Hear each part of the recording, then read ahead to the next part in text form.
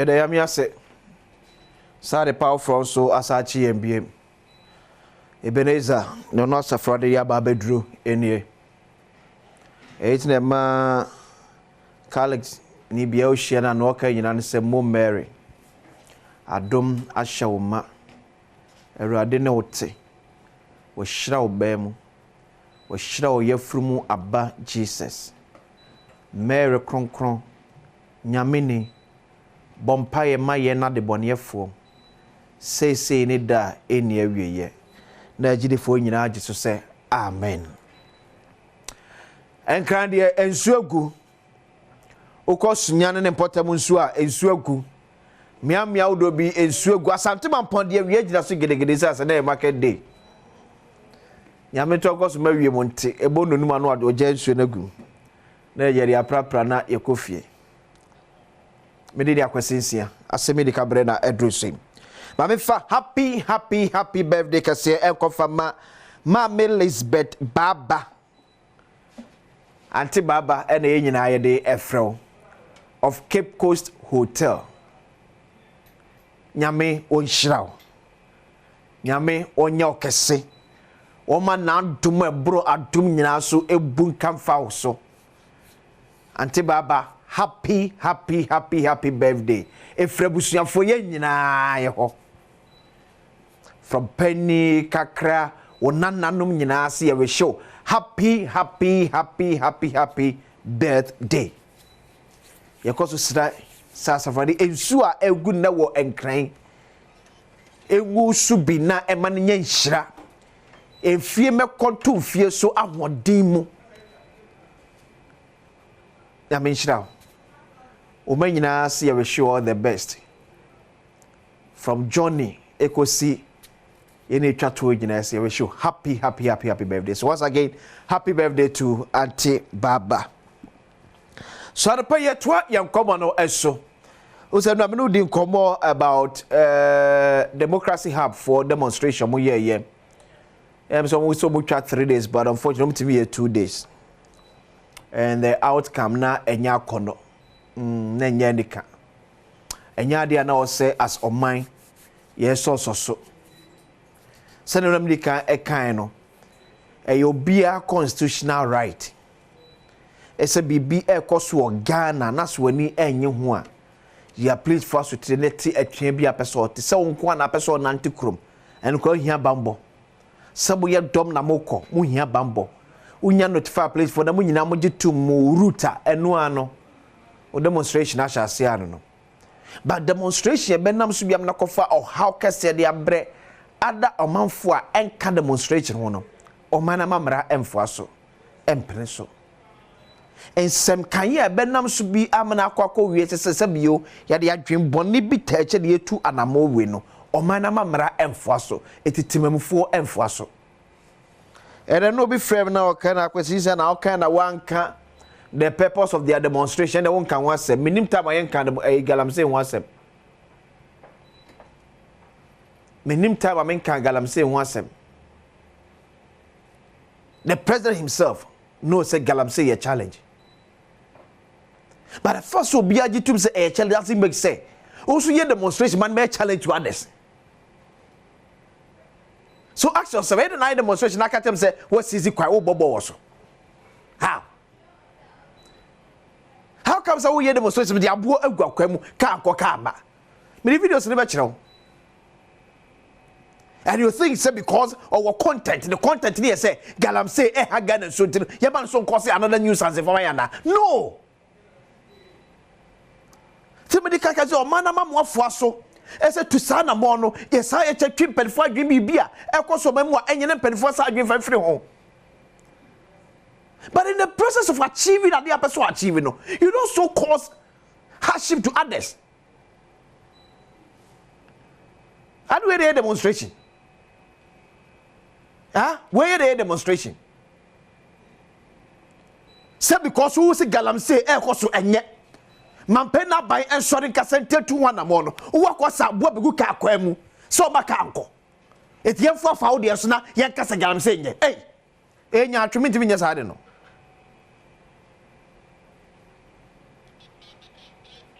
Metiminya What do Komama police for when Namajatum? And you fair, or be a so.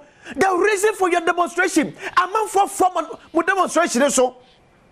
Say ampa galamse hagana galamse tetchomai galamse yade boni yenya ya so ye kasa ye kutia basa utu na mona so kokoye we ya mabegina mabu abaso usu mambofo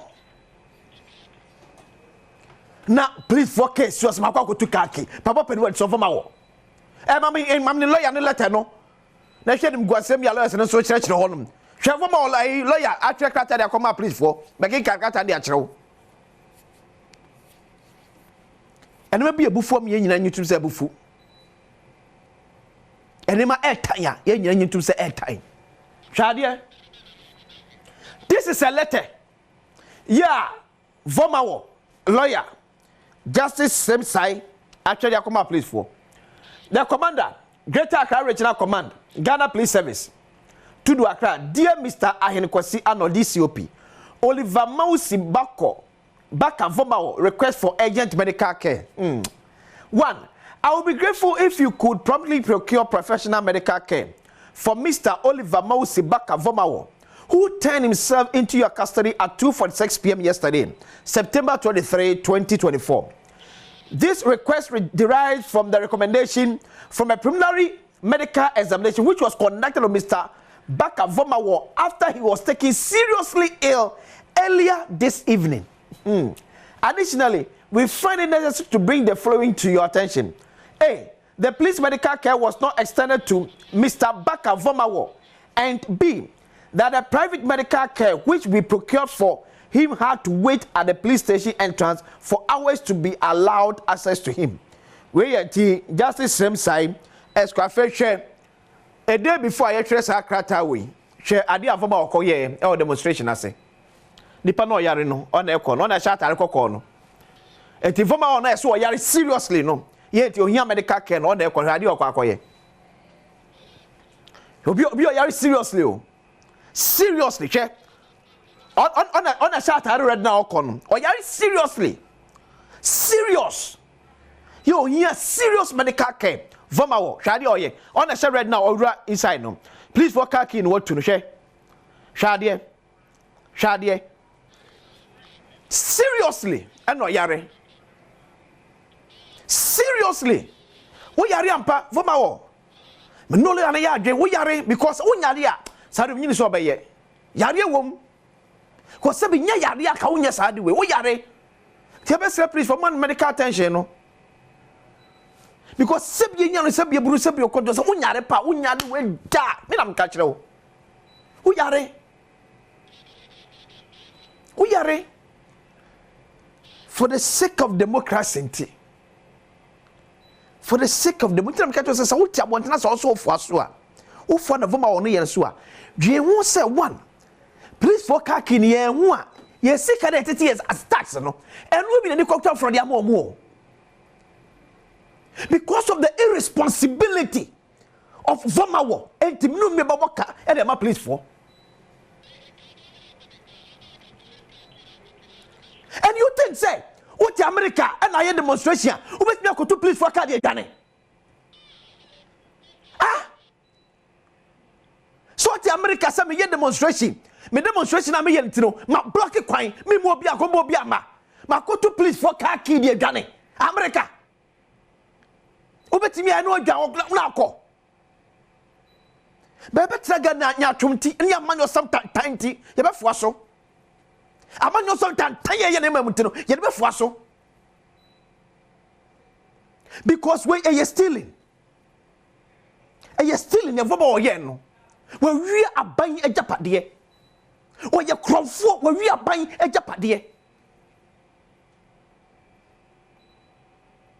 But a man you say can painty. Only a radio no can was some or could tell galam say you could tell galam say. I say can say you could tell galam say I can be naka or manasa cabo crash and galam say fighting. Na Ghana nipa 10 million. Emu 20 million obiaka so betu please for car kia. Obiaka so block kwanya. Commander kwaba. Because who ye demonstration? Who ye demonstration? Ghana should come to a standstill. And we have a political party, members supporting it. It's shameful. It's shameful. It's shameful. I'm telling you. It's shameful to you.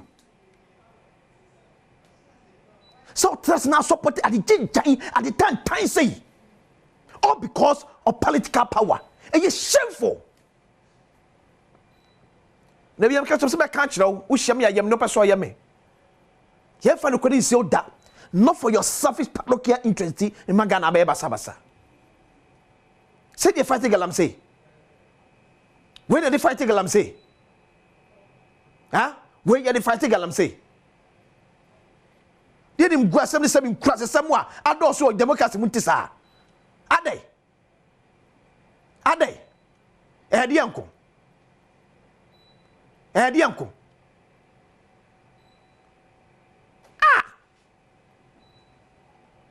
To papa penwa boy semu dwene. Timirika gidi no kaso obe chese no. O se wiye che wa na akoye. Obi no o chese wu. Obi no wo chese, obi no wadaje. Also according to Wakasa lawyers, wa do ho koye. Obi no voma obe chese wu. Obi a chese wu. Baba di kaka tell some mo di voma wo chi no. Adwe won tim your cool mentality. So why do you say we yet to support the political party? What about so? Adwe papa ni letrim. So what? So why do you say voma wo? We yet support the political party? Me say adwe papa any letrim. E your cool mentality and odinam. Na manfo di letrim nim. He has a mentality to destabilize this country. I drink, yeah, then it's no. I drink, yeah, when it's no. Vamawo has a cool mentality. He wants to destabilize Ghana. And if you feel sad, it feeds into your political ambition. It goes on your Sawankasa. Let's use Vamawo to set example. Let Ghanaians know say ultimate taking Ghana for granted. Attorney General, Mama Yenya Brantewesa, he has a cool mentality and son Asem to Ghana. Vamawo. Aje woni tim nya papa. Ghana and take a decision before this guy plunges this country into chaos. Evil mentality. At the fin and I want him. Tell because a man for the Chino and him. A man for one him and the Chino or him. Now, dear, Mommy, I tell you, say, yeah, now party being supported. No, a bedroom or so, a bedroom or so, a bedroom or so. Some margins so what the year went a bedroom or so.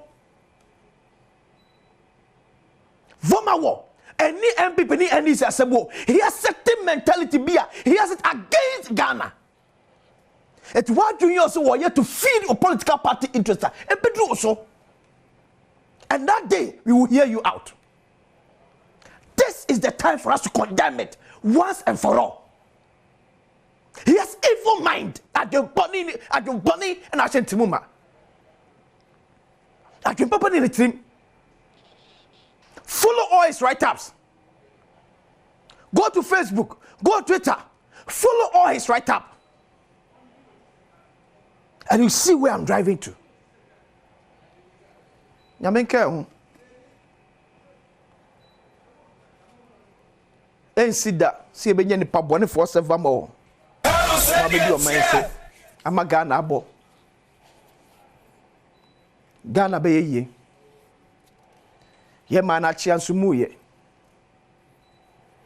It just still this for culture said Nana ku fad mo awe sika ni nyina ma na sakora but still they have belief said Jomama ba obetimi ani ye. It means Ghana wo da achi. Mo bi na da so man na bo o man mo ye bo ka Jomama komba.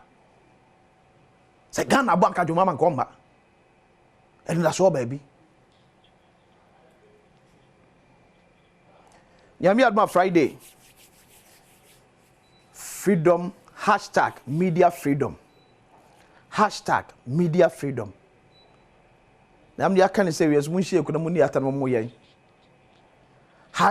#defend media freedom. Defend media freedom. Yem mon semtre for ho ban. 27th of September 2024. Kumasi City mo na edwuma de na ebron ti Philip Osebo nso betena so Kumasi City mo. Na ye other political show host no atumagum Ghana mantam dunsie ne nyina mu.